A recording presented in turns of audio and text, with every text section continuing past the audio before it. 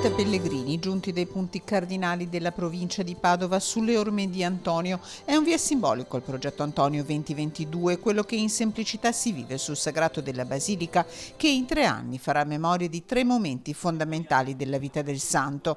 800 anni fa frate Antonio lasciava l'ordine degli agostiniani per abbracciare il francescanesimo.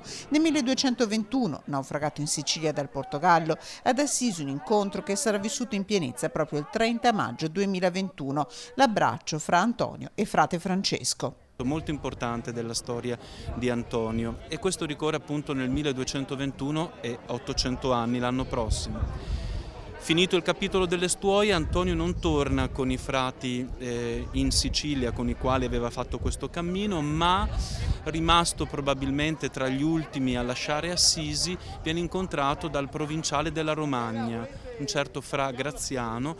Nel 2022 il ricordo degli 8 secoli della rivelazione al mondo dell'Antonio Predicatore, avvenuta proprio in Romagna, a Forlì, un progetto segnato dal cammino. A gennaio i pellegrini partiranno come Antonio da Capomilazzo in Sicilia per arrivare a Padova, toccando anche Gemona in Friuli. Sant'Antonio è sempre stato un contemporaneo, perché è stato sempre percepito come presente in maniera molto efficace. I suoi miracoli da secoli ne parlano, anche oggi è vicino alle persone ed è un punto anche di ispirazione ideale di vita. Seguire Sant'Antonio è seguire il Vangelo come lui l'ha scelto e seguito e l'ha proposto in maniera davvero efficace. Un camminare nel nome di Antonio che unisce nella fede le genti che sono partite a piccoli gruppi a distanza e all'alba.